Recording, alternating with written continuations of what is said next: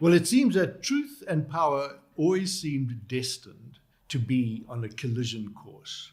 In fact, a year ago, Alison Tilley, who was one of the pioneers of supporting whistleblowers, made the comment at a workshop. She said, if speaking truth to power doesn't result in some form of retaliation, either it wasn't real truth or it wasn't real power. Truth and power always tend to collide. And now this is the third installment of a series of conversations I've been having with a whistleblower, Patrick Maduna, who has been speaking the truth about an alleged BEE fronting scheme and has experienced retaliation for having done so from the powers that be in that scheme. Well, to help us get our heads around it and get a better crisp sense, I've asked a good friend of mine, worked together before, Wayne Duvenage, to lead a discussion that I'm now going to have with Patrick to try and make meaning and sense of this whole thing in challenging this injustice. So thank you, Wayne. I yield to you to drive this conversation. And I'm so good to be back and working with you again to challenge another major injustice. Yeah, thanks, John. Look, I became interested, so your first two episodes of this intrigued me, and I'm glad that we've engaged, because this is quite important, and me more so personally to me, because Patrick worked at an organization that I previously worked for as a chauffeur in the car rental division of Avis. Many years ago, and that formed into what seemed to be a good idea, but I was very, very surprised and very concerned about what I watched in your videos. So before we get into the present and the future, I think what's important is that we get a synopsis of what has happened from you, Patrick. So this involves Patrick Maduna. And what you've had to go through, Patrick, it just astounds me, quite frankly, and this has to be rectified now. Hopefully this discussion is going to bring a lot of clarity to what's happened. So you blew the whistle on this alleged BE fronting and fraud enterprise. Give us a summary of what happened. Thank you, John and Wayne. I really appreciating you guys giving me the platform. I actually had explained it all in my first interview that I did with John, which was 2 months ago. All the details are there, and it's available for the public consumption. But just to speak of 3 points, Lociware was set up as a joint initiative by Shell South Africa and Barloworld, Siakula Empowerment, just to empower emerging black entrepreneurs to bond together in a venture to provide luxury shuttle for Shell to executives mostly, as well as other corporates. We were not restricted. We could do business with Shell. We could also do business with other companies, which we did. I was one of the empowered employees who migrated from Avis to Lociware. We're probably just close to 50. Because we had others in Cape Town. When this initiative was created, then a trust was formed to say, let's have a trust that will hold PTY accountable, so that also the trust will always ensure that it serves the beneficiaries, which is all the employees. And I was fortunately elected as a representative of workers on the trust. Shell and Barloworld, they each had a representative as well on the trust. Mm-hmm. At first, it was the former chairman, Mr. Bonang Mohale, and Mr. Matthew Govender. Mm-hmm. So after we started trading, then they resigned on the trust. Then it was myself, another guy in Cape Town, as well as the general manager of Lociware. As we then progressed, Shell had to appoint a lady called Miss Noncedo Maigana, who was a Shell representative on the trust, right, who later resigned because there were attempts to appoint themselves as signatories to the trust. Secondly, after a year, the collision course between truth and power started to materialize. But as a trustee, I found myself increasingly restricted in my efforts to execute my fiduciary duty. I was not the first. We also have other three colleagues, amongst others, who questioned about accountabilities, had actually suffered the retaliation. We have Albert Malange. He asked questions about finances. He never got proper answers. He was then taken to disciplinary and then he was dismissed. We have Mr. Amos Makalemele and Tom Brandt, who were retrenched, but the only sin they committed was to ask about money. So when Lociware was created, when we started trading in 2017, the employees were promised as beneficiaries that we are going to declare dividends after 3 years. Yeah. So now, towards 2019, that is when we started demanding financials, and there was that retaliation. And then now everyone was targeted.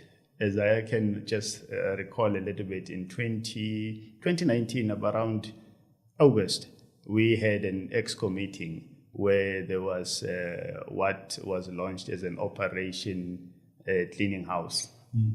I didn't understand it at the time, what was cleaning house, but which later turned out to say cleaning house is actually getting rid of all the employees who were beneficiaries so that they can later be in a position to create or register another trust, which eventually later happened to get rid of the previous trust, because the previous trust, actually, it was in detail that the business doesn't belong to any single individual, it belonged to the beneficiaries. Yeah.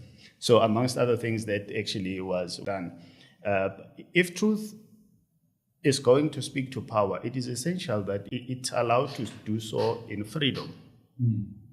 Because if then there is retaliation, there's always going to be a problem. Yeah. Anyone at Lociware who asked or searched for the truth, they were progressively hamstrung. They came down on us, by means of what John calls a slow suit, strategic litigation on whistleblowers. And some were retrenched, some were dismissed, including myself. Thirdly, this is where my lawyer got hold of John after I was dismissed. To avoid the fate of 3 colleagues, we strategized carefully and using the provisions of the Protected Disclosure Act, got access to the Labour Court to file an application that accuses Lociware of having committed an automatically unlawful dismissal in terms of Protected Disclosure Act. My statement of case is now before the courts, and it is a public document and is available to anyone who wants to read it. Yes. Sure. So just very quickly then, summarizing it, good idea, Shell being a big user of the services of Chauffeur Drive, setting up a separate now Chauffeur Drive company called Lociware to drive its executives around. It wasn't just going to be limited to Shell as a customer. It could go out there and grow. Drivers becoming the beneficiaries of this lovely idea of this organization. You're representing those as a trustee, and after some time has passed, you start to ask questions. Well, where are the financials? Where are the dividends that were spoken of? These beneficiaries now need to start seeing the fruits of this BEE company.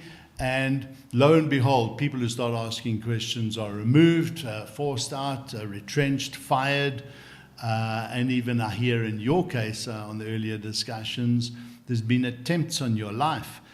This is seriously worrying stuff now. So now you get fired. What happened since the Labour Court condoned your application? I think myself, John, my lawyers, they actually decided to make a public, it was just discussed and then it was agreed we can just make a public disclosure.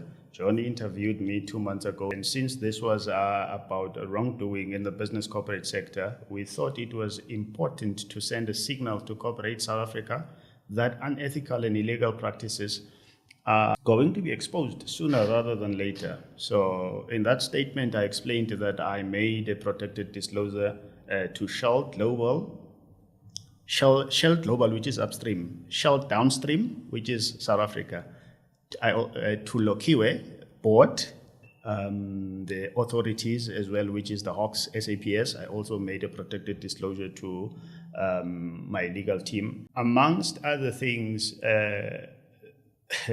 Shell decided, they decided to deploy Mr. Ian Scott, who is their VP, to effectively take over the running of the Shell South Africa in July.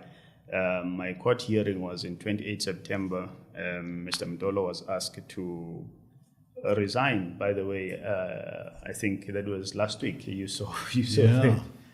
That's interesting. Hey, so the chair of Shell South Africa, Mr. Mtolo, has resigned, and that one sees that maybe he was pushed, maybe he was forced to, whatever happened there, but seems to be very related to this issue, maybe other issues as well. So very interesting development there. John, in your concluding message of your video, your recent video, where you are telling Patrick's story and sharing it with us, you invited Mr. Mtolo to speak to you in confidence. Have you had any progress in that regard? Well, he hasn't. And I also did write to Ian Scott, the executive vice president, who was, Patrick explained, was sent by Shell upstream to shake things up in the South African operations. And I urgently requested a meeting with him to ensure that we could work out, at least to mitigate any further risk to Patrick in terms of his life. I did get a response, but not from him, from his corporate relations head, Ulwani Musesi, to say that Patrick's matter is, to quote, currently the subject of an external legal process, and as such, to protect the integrity of these processes, a meeting to discuss would not be prudent at this stage. Well, that's his opinion. It's not just about being prudent, it's about being critically important that stakeholders in this process don't simply play this arm's length standoffish thing when people's lives are in danger. Now, in a normal society where the criminal justice system was working, well, yes, I can see the logic. But in a society in South Africa where the criminal justice system is so broken, Patrick should all by rights now be in witness protection. He should be safe there instead of having to rely on us to help him to kind of keep alive. But interestingly, although Shell is not admitting that Mr. Mtolo's departure had anything to do with Patrick's disclosures, the very fact that Patrick then got a letter from Mr. Mtolo's lawyers last Friday demanding that he retract all the allegations that are in his statement of case, which harm his reputation, well, that speaks volumes. So he's now doubling down on Patrick. And it's now only a week after he's been fired that Patrick gets this letter. He did nothing for the whole 2 months that the whole thing was out there in the public domain. So he's clearly embarking in what I call another slow suit or SLAPP suit. It's using the law and abusing the law as a way of trying to smother the stories at source, which, frankly, from my perspective, only makes him look even more guilty. I guess exactly, and you've been the subject of that type of really crass behavior, as far as I'm concerned, by people who have funds and think that this lawfare strategy, this as you say, this trying to wear people down to keep them quiet is just crazy. But I want to just elaborate a little bit on not only it seems that Patrick's life is in danger, but his livelihood. I mean, how long have you been unemployed for now, Patrick? It's a year. So a year, you haven't been able to have income.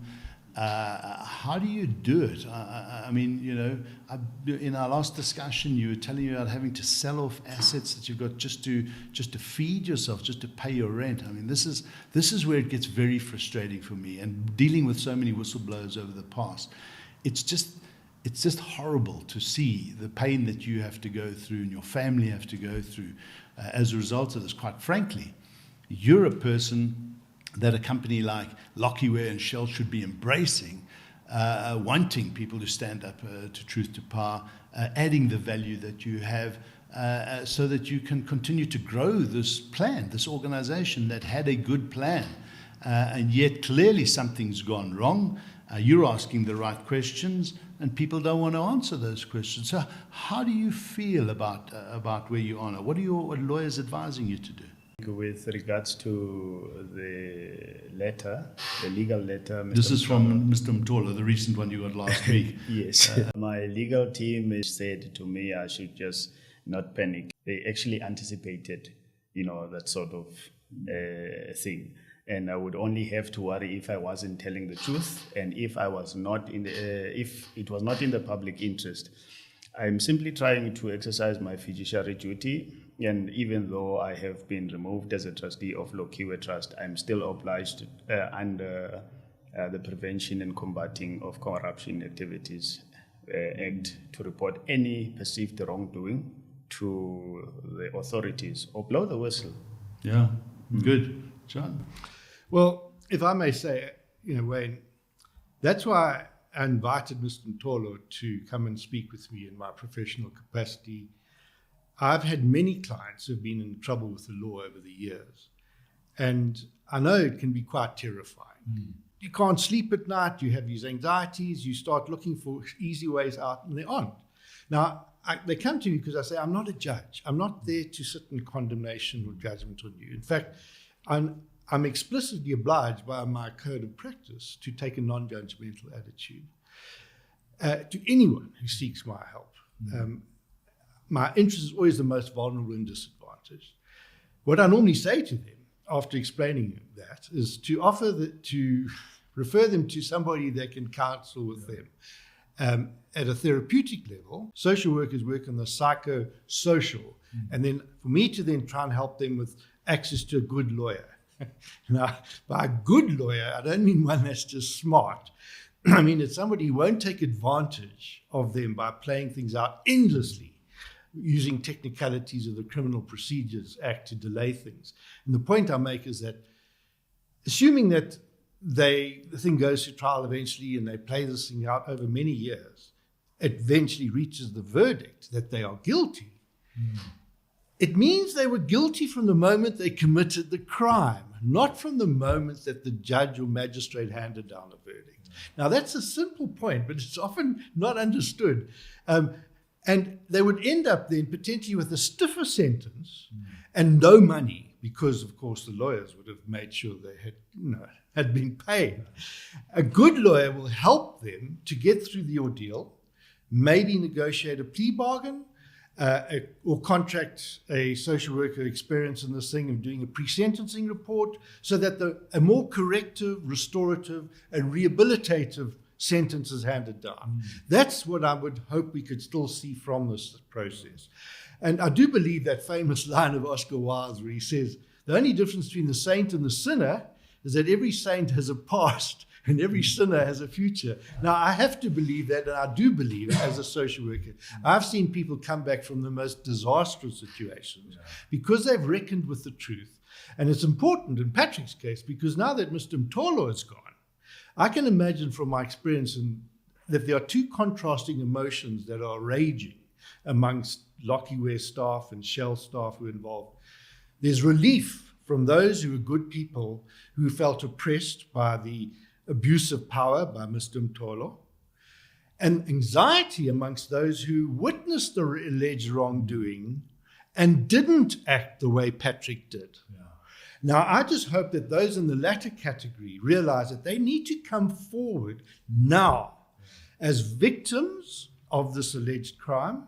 And if they don't, they risk becoming suspects of complicity to the crime down the road. So that's why I'm trying to say, folks, here's a chance for an intermediary process for us to begin to unravel this cookie before it crumbles by itself. And that's, from my own experience, just to quickly reference it, people know the Kolobeni mining saga. In 2011, the Minister of Minerals revoked the mining rights. And we knew she would have to do that because we had come up with all sorts of, particularly fraudulent use of signatures and forgeries. She knew she would never survive in court. So she revoked the mining rights. And all the pro-mining people suddenly were flocking to come and tell us what had really gone on to get on the right side of the narrative. And that was why I was able to stand up against the defamation SLAPP suit that came my way with such confidence, because I knew that this was the truth and that I had nothing to fear so long as the truth was there. And that whole thing is now resolved. So I would hope people would at least look at that to say that defamation SLAPP suit against me failed. The mining company that fired the guy who initially started it all, they've now signed a settlement agreement. That's all explained elsewhere. But I can assure people that following the mineral sands judgment of a year ago, which outlawed these SLAPP suits against whistleblowers, and the judge specifically mentioned that the abusive legal process, they target journalists, whistleblowers, and activists. So that the space is now widened for people to participate in exposing all these injustices without the same level of retaliation. I'm not going to say that it's now safe to come out. We've still got to be cautious, but I do think that the things are changing. Good, and well done. And I think you've set the playing field or raised that playing field so much. So what you're saying essentially is that it is a bit of a safer space through using the rule of law, so to speak, to ensure that there is more equality before the law when it comes to whistleblowers, as you say, journalists and activists, just standing up to truth to power. It is, and South Africa's society is changing for the better, folk. I mean, evidence notwithstanding in other respects. And it now means that anyone in Lociware and Shell and Barlow World are watching this video who think, they feel perhaps anxious, afraid, or even just they've got something to contribute, they can take heart that the truth will indeed set you free, even if it initially causes anxiety. And that's the point about having a therapeutic support for you to deal with your anxiety, because you mustn't see reality through your emotions. You need to somehow get to terms with the reality as it really is, beyond your own subjective experience of it. And you can't do that alone, because your imagination takes over and you cause yourself all sorts of troubles and get all paranoid and think that there's somebody around every corner trying to get at you. That's not actually true. I mean, look at the story. How are we seeing people coming out of the woodwork? And the people that really need to panic are only the people that actually have got really guilty consciences.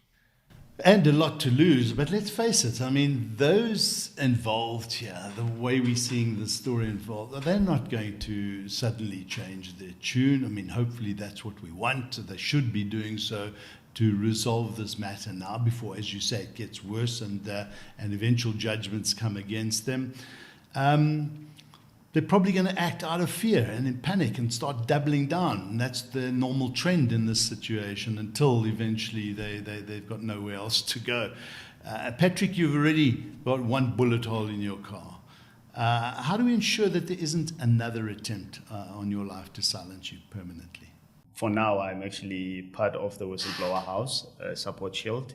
So my physical needs are taken care of, and at least until I can go back to work.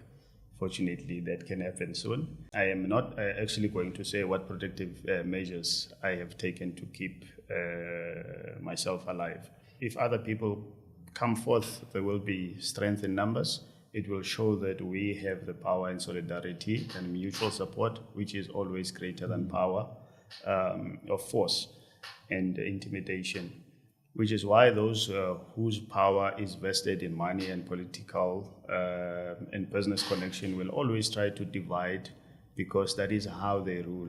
Divide and rule. You must unite and reveal. Of course, it seems to me there are very powerful and influential people now involved, and they must be becoming very concerned, because this story is not going away, and we need to assure them it's going to get worse. We have to get to the bottom of this. As you say, John, poison roots create poison fruits. So what about these powerful people who set this enterprise in motion? What do we know? Well, Wayne, I remember you and I, when we were challenging the ETOL system, you said you considered the system was conceived in sin. Yeah. Now, I might be proved wrong, but it did look like a good idea. But I believe this was also something conceived in sin. And I think we need to go deeper into understanding who was it behind it all. And I think it's now maybe the right time for me to just actually tell people what happened when Patrick's lawyer took me to see him. for our first interview, which was exactly 12 months ago, I think. Yeah. Before taking us inside his home, Patrick took us to see his car, and there we saw this bullet hole in the back of his car. That was startling. I sat down with him, and my first question I asked him, I said, Patrick, who do you fear the most? Who do we need to try and engage now to try and defuse the situation and stop the intimidation? Well, I'm not going to disclose the name of the person that Patrick gave me. All I can say that I happen to know that person. And it shocked me because over a number of years, we developed quite a congenial relationship. And we even called each other brother. Yeah. So I was shocked because I would never have imagined this person to be capable of that sort of ruthless and murderous sort of approach. So I've engaged with him in the hope of deepening our trust to the point where I can introduce Patrick to him so that he can convince Patrick that he has nothing to fear from him. Mm-hmm. Now, I haven't told him that Patrick's my client, strictly confidential. It's now obvious, but he didn't know. Yeah. But I've been working to build this trust and hopefully appeal to him to say, come on, use your influence now to try and unscramble this omelette, to try and somehow make something out of this that is restorative for your own sake as much as for Patrick's. Because, I mean, it's looking to me pretty clear where the truth lies. And as I keep saying to people, you know, the truth will emerge sooner or later. And it's only that truth will actually set you free.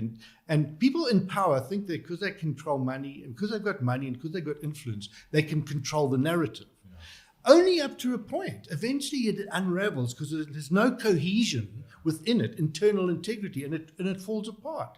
Particularly when you act out of a guilt response, you start making mistakes. This is what I've seen happen. I mean, it took me a long time, 16 years fighting this Mark Caruso and this mining conflict. And eventually the whole thing's come home to roost to him. You know, Martin Luther King's famous thing, the arc of the moral universe bends slowly, but it bends towards justice because truth always emerges. And what we need for justice to prevail, we need truth. Yeah, no, spot on, John. As we just close up here, I think the call I'm hearing very loud and clear is that there are others who know, who may now feel brave enough to be able to come forward as well. And I think we urge them to do so because the more we get, the stronger this matter is. But there's sufficient, and something has to change. It cannot continue as it is. And digging this hole deeper is going to make matters worse, I think. And by closing down and sending you lawyers' letters and threatening you with lawsuits, I think is just absolutely absurd and crazy. Wayne, can I just interrupt you and make one very important point before Patrick closes? Yes. Overnight, a blinding revelation happened to me because I'm busy now looking at South Africa's apartheid history in the 80s for a book that I'm writing. So I've got that evidence to also show. And the centerpiece of apartheid was the Group Areas Act and all that stuff. One of the centerpieces of the ANC government was black economic empowerment. And it was a noble, positive, ethical thing to do. Historically disadvantaged people should now be given the opportunity to regain. And that's what as social workers are, after all, there to do. Ensure vulnerable disadvantages. What this case illustrates is just how that BEE policy initiative has gone horribly wrong. Abused. Horribly wrong. So, and it just pains me enormously because, you know, it really is, and I would want to say there's a political challenge here to the ANC, and everybody say, look what's happened on your watch. Yeah. This sort of thing is so shocking. Much of it. There's so much of it. What is a great idea. And they're always born, and here's a lovely plan, and beneficiaries are going to come from right down to the people in the organization who make it successful. And that has been lost now. Great opportunity been lost because of this abuse of the situation. Patrick, closing words from you. I hope this message will reach out to the right people. Let's hope those people will also reach out for the sake of ensuring that everyone is safe and this is resolved amicably. And I would also love to thank you guys for supporting me. Thank the Whistleblower House as well for actually supporting me financially.